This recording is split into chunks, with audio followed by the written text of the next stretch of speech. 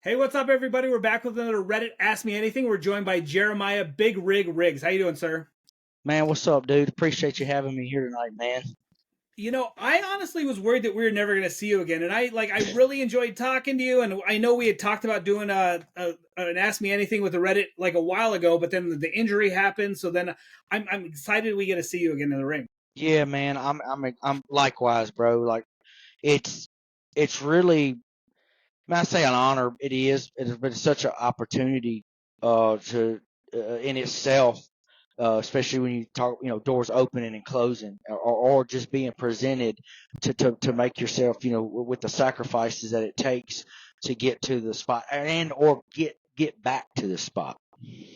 Okay, so you had like a kind of like a catastrophic injury. Was there any talk that there was a chance you wouldn't be able to come back and fight, or like was you always going to come back?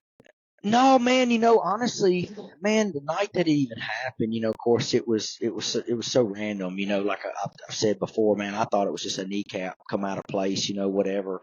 Um, when I heard, hey, ACL, man, no, I didn't get discouraged because then I knew, hey, there's trials and tribulations to any game. If you look at the bigger sport, even I say the bigger sports, but if you look at the vast NFLs or anything, even UFC guys, Sure. man, it's really common. Of course, especially even MMA with the leg kicks and all that. I mean, Yeah. I've had teammates go through this. So to me, it was just, it really, I didn't even look at it as a step back. It's kind of more or less a thing of going, okay, man, cause even in an injury like that, and just say, I mean, you're talking about a whole year or better layout, um, you still gotta come to the table and really sometimes ask yourself, okay, what are you gonna do? Like what you gonna do about it? Hey, is this, there wasn't no question like, is this for me? Oh man, what am I gonna do? Nothing like that. I just knew like, okay, the fucking grind's real now, man. Now I have to even reinvent myself or prove. I don't have nothing to prove to nobody, and I say prove to myself like, hey, you know, it's just it's just a grind, and there's going to be some sacrifices made in the bigger picture of hey, you get knocked down. It's only you only lost if you stay down. Sure. That's the best way I can say it. And man, I'm just not the guy to sit down. I know where I want to put my legacy. I know where we was going with this, and even in the time frame of just say start to finish. Hey, within this 5 year period, or in the graph of where I wanted to be with how many bare knuckle fights and what I want to do. Man, I was just like, no, this ain't it, bro, because I ain't going out like that. Okay, so you mentioned legacy. So, like, how do you see your legacy going? Like, how do you? I know you can't predict your career path, Right. but I mean, in a perfect world, how do you see the bus taking you down the road? So man, coming into this, I mean, I just turned 41. Uh-huh. If you just look at time frame or time wise, I said, hey man, 5 years. I said, and I'm just saying, just say in my mind, okay, yeah, be Yep. 45, whatever. What can I do in that time frame? And I go back to the day one, with my number one teammate, Alan Belcher. When we put this, I say designed this, manifested this deal. The goal set was to have our own styles, bring our own techniques, bring our knowledges together, and really form a thing for this bare knuckle game. And so I knew, of course, there's always time for that, but going into skills and the knowledge set, I said, well, hey, within the first, I don't see why, and I'm saying not like being new to the game or new sport. Let's just say that, not me new to the game, but saying, hey, man, within this first year or so, man, we put together the right deal. Hey, man, there's very a good legacy here to finally, get that title shot, to be put into that top tier or top 10, top five in the world of this combative sports that we've been doing for the last 20 years. And for me, sealing a legacy was just about, giving back, we didn't going in it just say for the money. So you kind of have a whole different aspects when you say, hey man, look, I'm Hey, no, you're good. Yeah, it's we're still going. You're good. So I'm not worried about that, it me part of my legacy of saying, hey, man, what can I make? Because that stuff comes. But bringing in to what I can give back and what I have done in the sport, coming off an 8 year layout of combative sports, and then coming into something that just really, I say, truly fits me, man. I mean, here we with Belcher, hey, we don't want a heavyweight BKFC title. I've done, in the my second bare knuckle fight, I fought the number one bare knuckle boxer in the world. Sure. So I mean, I've already started to prove my legacy of being around. Um, and now even then, it's almost kind of like, okay, the goal set is, winning that world title. But even then, it's even more than that of hey, what can I leave behind and what can I give back? It's great to be a world champion and everything, but in life, I feel that I have that title. I've worked with all the best. I've been around it, you could say the OG. I've been around the sport so much. So leaving my legacy would, of course, bringing in a world title, but also just giving back, man. When you talk about Jeremiah Riggs, everybody, they know, like, hey, man, ain't no backup. This guy give it all. I set the example for the follow. I never lowered the bar of my standards, and but just to solidify me in that top tier, top in being one of the best in the world. That's kind of what I'm looking for. And of course, it just having that gold wrapped around your belt just really kind of puts a stamp on that. So, but sometimes you think about them things. I don't try to say I dwell on it, but that's the goal. So just besides that, just setting that path for me. I want to leave my legacy as one of the best, and just even more than just that. I mean, you can win a world title and be great, but how great was you? You know what I'm Right. saying? I mean, it can happen to anybody. It can happen to be taken away. I mean, you see guys with world titles and nobody knows them.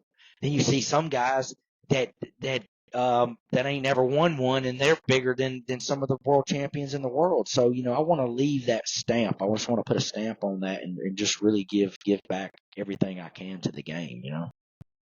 Okay, so you've trained with two top dogs in BKFC, in Quentin Henry and Alan Belcher. Neither one's fought in BKFC in a long time. Is there any chance you think we see either of those guys back in BKFC? Well, I'm not gonna.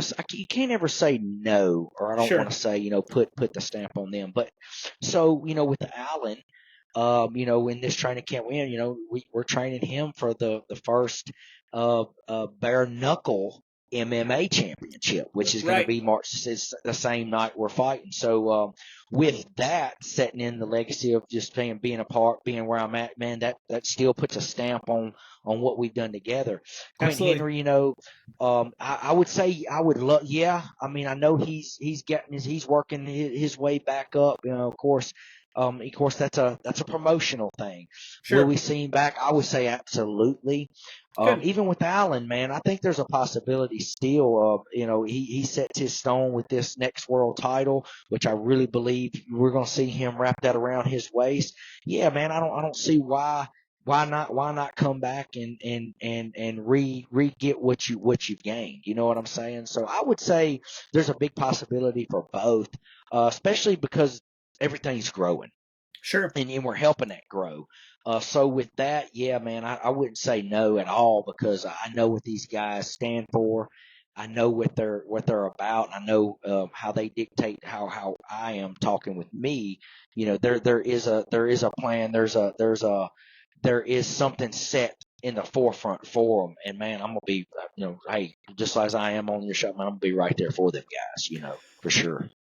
Okay, so you're fighting Sonny Smith. He seems like a pretty game opponent. Have you trained like any different for this camp, or are you more that you plan on imposing your will, so you don't really have to change anything? Man, I'm not going to say that nothing's changed. I mean, even from, let's just say the Tyranny fight, which I've learned just a tremendous from, man. That was just a big, there wasn't no loss. Neither, Sure. no one walked out of that with nothing but to gain. I think him fighting me even gained him something on his skills, just the way as it did me. and even going into the Billy Wagner fight in just that first few minutes of the fill out, I believe, people could see the change and oh gosh, man, he's moving different. Da, da, da, da. I'm not going to say I train. I mean, yeah, we trained different. Of course, we were in Florida for this camp, a whole another group of guys. We went down to Kill Cliff FC, which, man, if you know anything about that, man, that's where when you're in the ocean, man, that's where all the sharks are at. So Sure. going in somewhere like that, yeah, very different because, man, I got such a vast variety of guys. Left, right, short, tall, big. I mean, anywhere from a 155er to a 265 pound. I mean, I spar with the heavyweights too. Hmm. So there is a will that will be imposed that everybody knows that, hey, I'm game. But in this, it's very intriguing because being that, you say more of the boxer type, and then would consist me more of the brawler. you know, it's still the same part of what I do. You got to bring the fight to these guys. Now, the fill out might Yeah. be different. I mean, you might see a different look at me, but all in all, yeah, I do impose my will. I definitely want to. I will definitely change the pace set. And of course, the idea is to give them something that they haven't seen before, whether think they've seen it or not. I can't say on Sunnyside, hey, the boxers, but not all boxers are the same. I Sure. know that that's not going to be a Connor Tierney. That's not going to be a Billy Wagner. Everybody has their own style. Style makes fights. Just don't forget that. Styles do make fights. I really believe his style, my style, match up really well. For what I've seen. I think that, oh man, this is gonna be fun. This is gonna be great. So I just got off the phone with my buddy. He's driving that new ring up to Canada as we speak. How do you feel about fighting in the new smaller ring, and how do you feel about fighting on a prospect card with you being kind of the big name that you are? I really think it's great. Two things. We'll go to the ring first. Okay. It's not gonna hinder me on having less space. Okay. I'm pushing the pace. Because here in that setting, I would say it changes the boxer more than it does the brawler or the MMA Sure. guy. Let's really just break it into that scene. You have less space to move. Sure. In space wise, like I said on social shows and Jeff Houston shows, so we have a 22-foot ring. Now you're bringing it down 16 foot. That's 5 foot all the way around, bringing it in. Hmm. So that's a lot of space when you talk about the track, the outside. For me, being for someone like Sonny, mid-range, close range, different ball game. Yeah. Now you still have the same ring set. You still can run the corners or whatever you want to do. It definitely, I would say, puts it in better of a brawler sense because you're in a more confined space. Moving on to the next question on the prospect series. No, dude, great opportunity. Why? Because now you have the guys that want to be where you're at. So you have a bar. We're not lowering it by no means. And for Sure. me, it's the opportunities that we talked before we even started airing the show is the doors open, doors closed. Man, this is a huge opportunity because, one, you get to set the standard. Two, you have all these guys that want to be in your shoes. And if they know this is where they want to be, well, then I'm the guy to watch. Sure. So I think it's as big as being on Knucklemania or anybody else. I mean, hey, at the end of the day, we still got to still got to do our job. And doing that, I'll do that 100% of my abilities.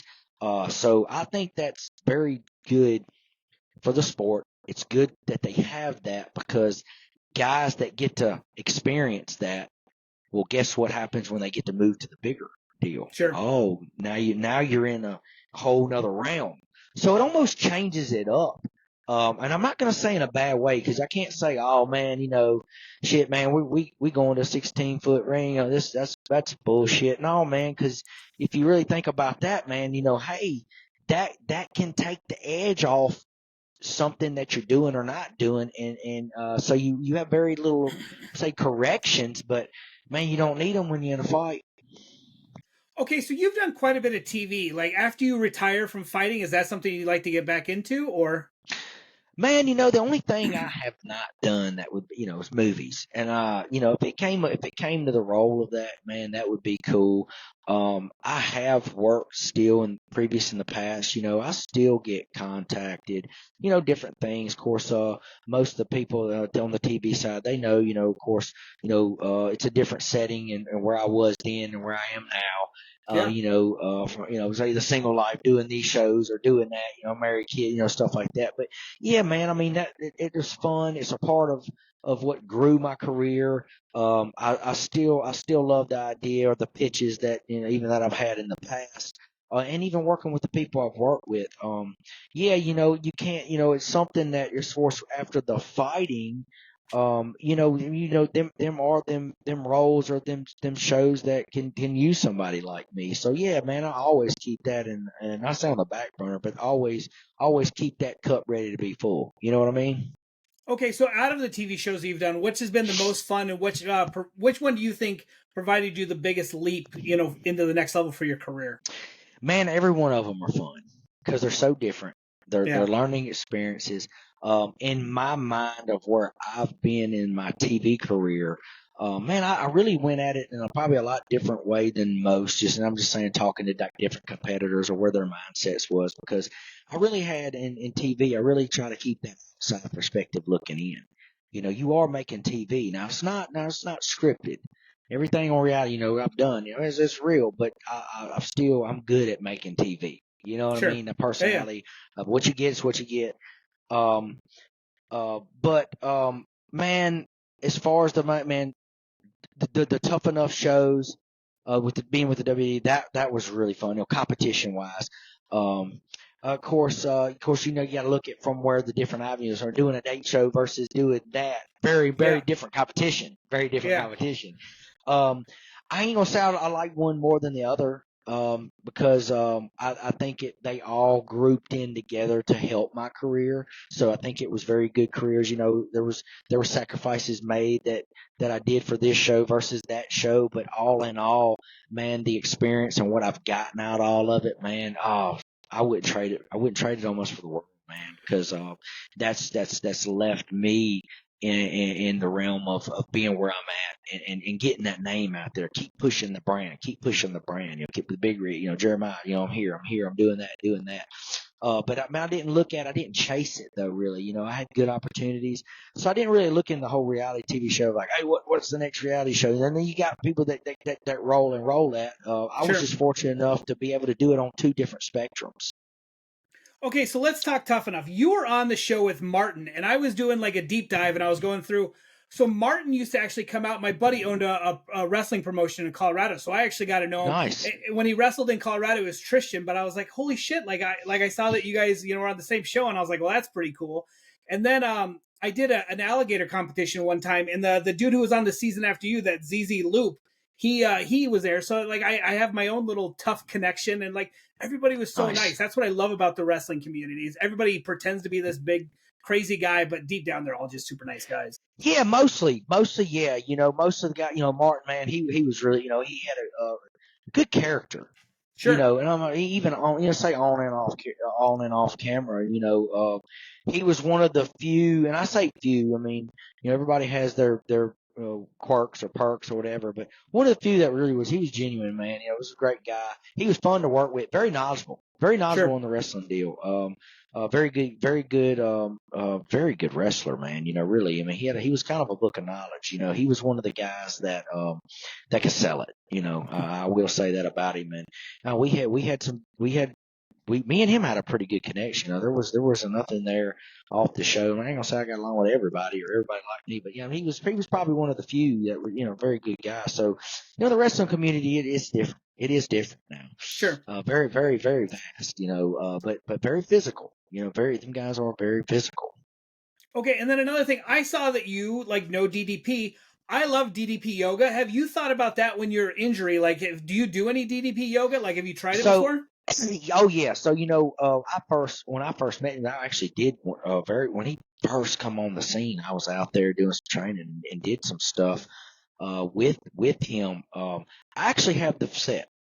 I've done it in the past. Sure. I haven't done anything lately, but I actually have. I got the full. I mean, I'm invested. I got the full video, man. I can pop the sun gun in and do it. And it's changed, man. Dude, that his yoga is very different. Sure. You know, I've done a lot of yoga. I still do yoga.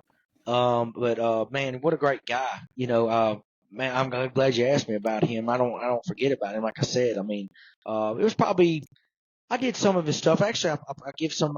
I let someone borrow that the yoga from me one time, which I still have it. But Yeah. I have a best friend that still has that collection. We keep that collection. Just that's a good book to have. Bringing it back up, yeah, I probably need to. I'll probably pop that disc in the next couple of weeks and probably do some of that. Now that you reminded me of that.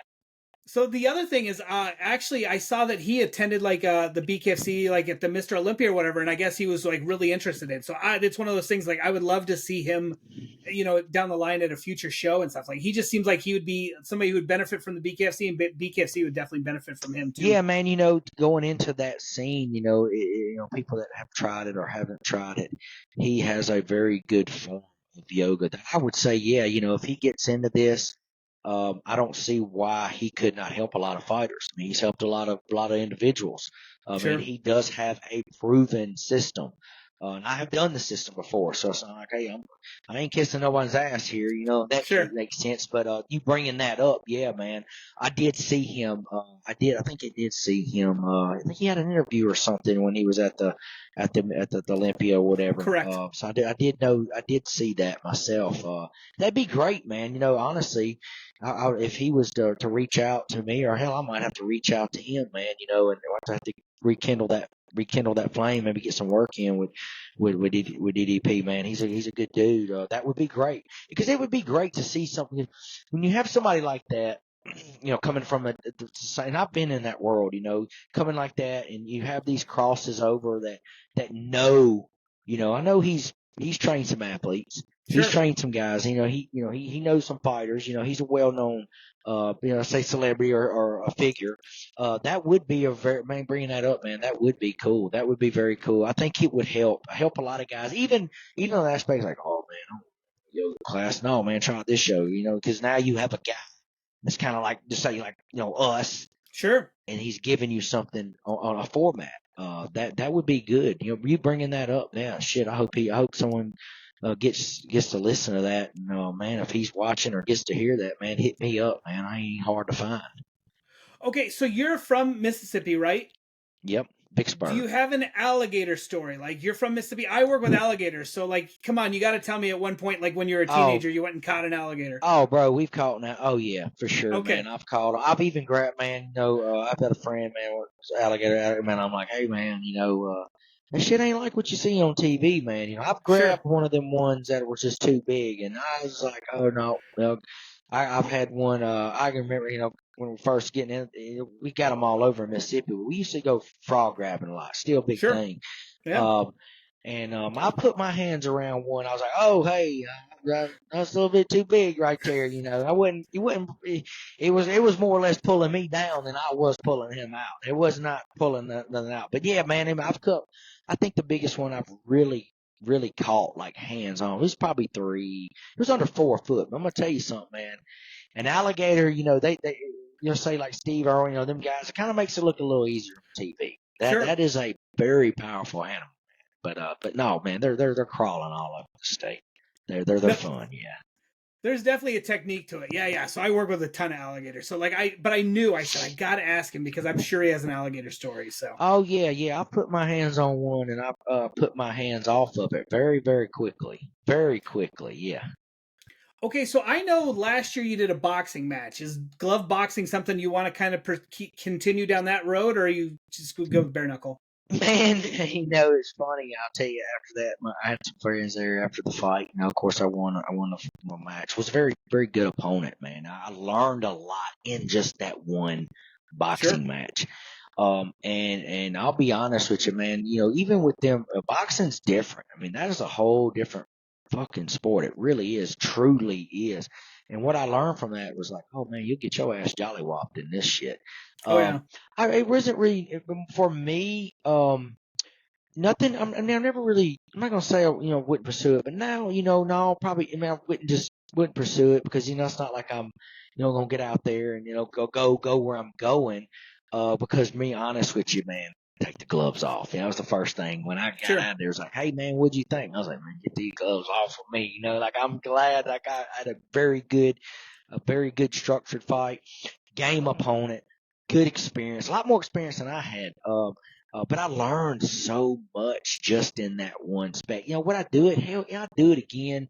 But man, I'm gonna be honest with you, man. Sometimes you gotta walk on eggshells when you get in there with a 10-ounce gloves. I mean, but you gotta yeah, walk on. It's a very, very, very different from bare knuckle, very different from a 4-ounce glove. But boxers, man, boxers are very different when you're in their setting.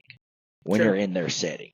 Um, but no, it's good experience. I did it. I was gonna do more of it, just to keep the ring, just like get the ring rust off and Of everything. course. Yep. But it just the doors, they were kind of with the injury and everything like that. I really was really just staying focusing on bare knuckle. I'm big on just really staying loyal to this. And this is really a passion of mine right now, and that's kind of where I want to seal it at. This is where I want to leave. If I shut the door, man, hey, the gloves are off and they're going to stay off. Okay, so you, like I said, you've done quite a bit of bare knuckle. Could you give some advice to somebody? We all the time in the Reddit we get, "Hey, I'm young. I want to start. I want to do bare knuckle." Like, could you give some advice to somebody wanting to start out? Man, yeah, the best advice I could probably give somebody is the circle you put yourself around. It's very important. Bare knuckle is not easy to train for, and what I mean by that is there's really no set skill of where because all you're sparred, even us. I mean, ask any bare knuckle fighter. Ain't nobody going out there and bare knuckling shit. You just ain't training bare knuckle to fight bare knuckle. Right, Um, but it's different. You really got to have the mindset. If for the younger guys that want to test the waters, man, nobody cares about your background. You grew up tough or whatever, but even the tough guys don't want this smoke. You just got to be very prepared. Expect the unexpected. Even when you talk about, oh I've been in a bunch of street fights. I don't care what you've been in. I have been in them a bunch of them too. When you get into a technical brawl, two guys that really understand fighting. Yeah, it's the closest thing to a street fight, but it's not. I mean, right. and it's just a different hit. If you've ever, it's so different in the craft. Them knuckle, the bone, or the skin. Man, it's just, I don't really know. Sometimes you'll figure out real quick if you say built for it or you're not. And you'll find that out in the first damn 2 minutes of any of your debut. But the biggest thing I would say is put yourself around people, no matter if they're boxing, MMA, that have that mindset of sacrifice, of have that grind, that has that, hey man, you knock me down 7, I get up 8. You gotta have the mindset of knowing, being ready for the unknown, but having a team is very, very important. Not just any team.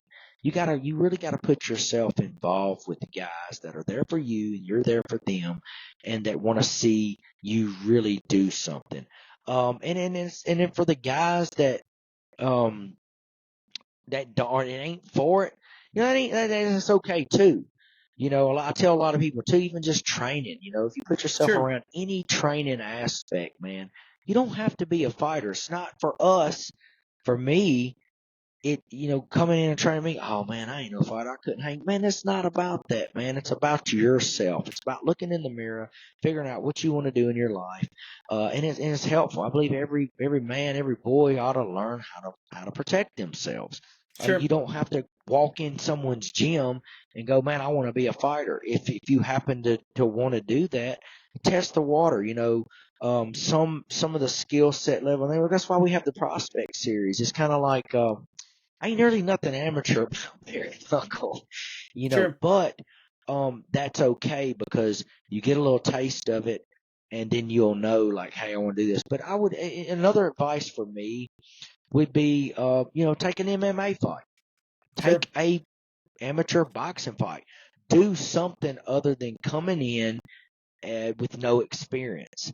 I wouldn't say there's probably a very few percent that's going to come in here with zero experience and say excel on it. I Sure. would say get some gloves on, go box, go do some amateur boxing, go do an amateur MMA fight, learn a skill and really absorb some punches.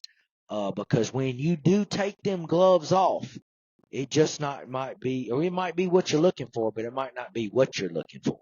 You know what I'm saying? I appreciate it.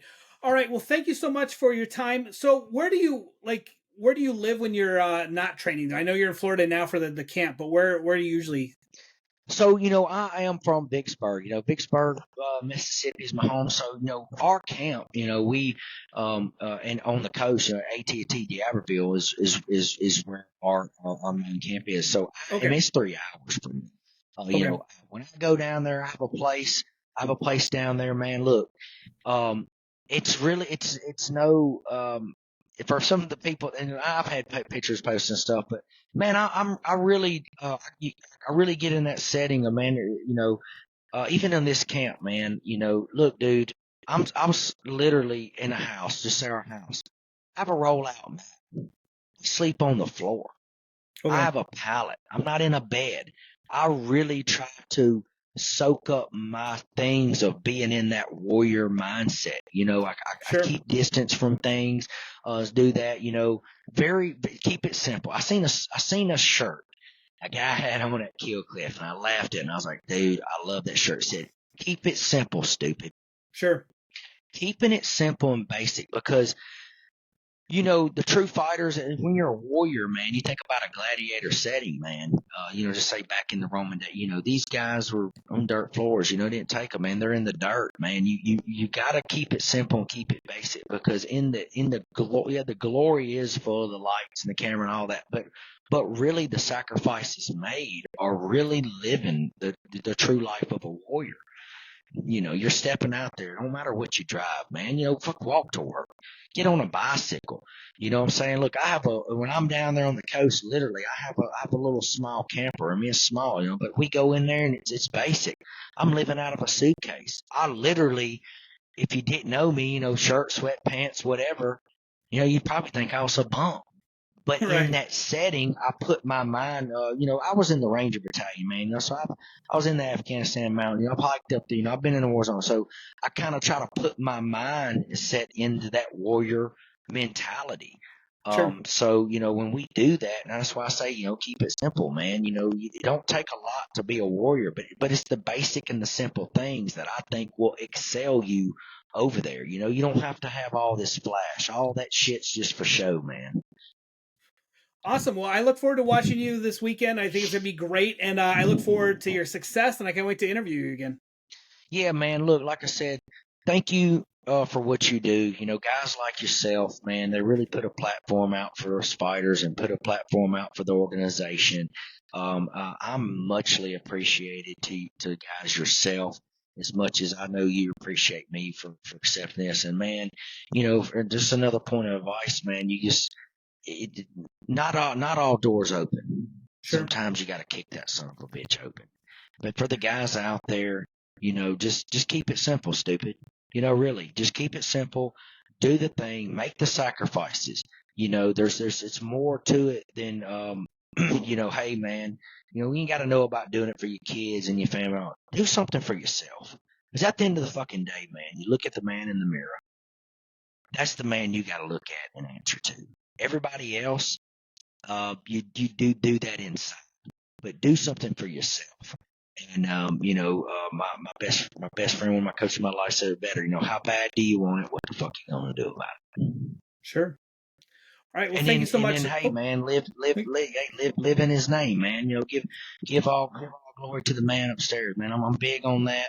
Whatever it is that you believe, you got to believe in something, man. But I promise you this: believe in the one that gives you the opportunity. But you've got to do something about it. sure thing. All right. Well, thanks, sir. Thank you, man. I appreciate it so much.